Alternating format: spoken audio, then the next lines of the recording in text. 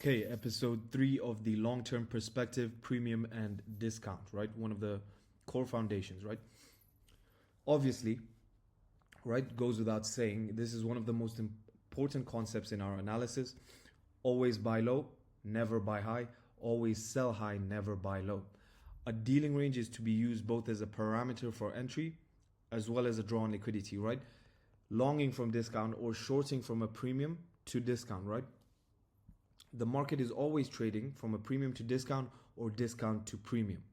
We want to profile the market on the lower time frame as price moves towards key levels within premium or discount, and this can help us catch both longs and shorts, right? To help us build in bias that we can work with almost on an everyday basis, right? Or every week basis.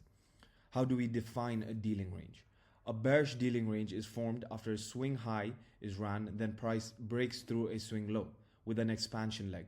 That expansion leg is your bearish dealing range. Split the range in half, that is your premium and discount. A bullish dealing range is formed after a swing low is run, then price trades through a swing high with an expansion leg. That expansion leg is your bullish dealing range. Split that in half, that is your premium and discount. Okay, so here is a diagram of what that looks like, right? So we have a low taken here and then a high broken through, okay?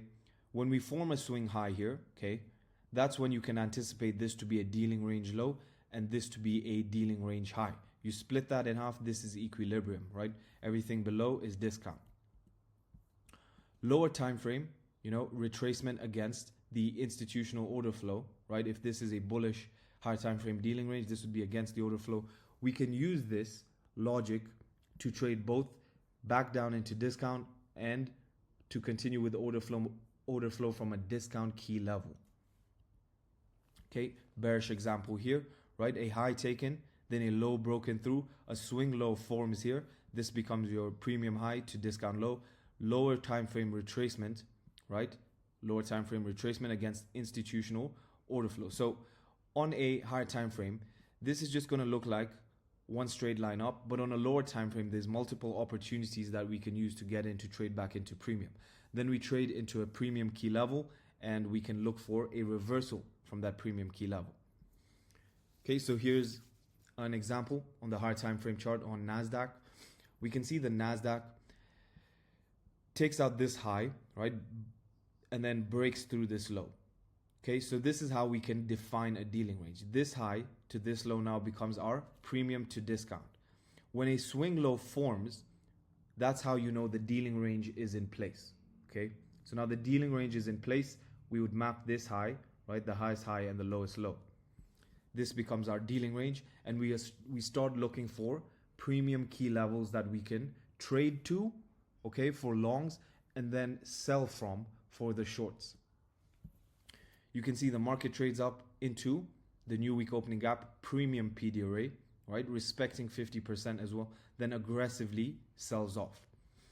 So on a lower time frame, you can see there's multiple opportunities here with stop runs below this low here, stop run below this low here to trade back up into at least 50%, right? We don't want to be aggressive with our TP going deep into premium when it's a bearish dealing range, right?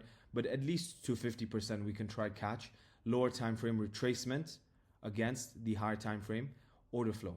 Then we hit a premium key level, right? Run out a short-term high, and then the market aggressively sells off in line with the higher time frame institutional order flow. Okay, looking at a low taken here, and then we break through a short-term high. Okay, after the market breaks through this short-term high, this low to this high becomes our dealing range. When do we anticipate it? After a swing high has formed, after the high gets taken, right? Then we map premium to discount, right?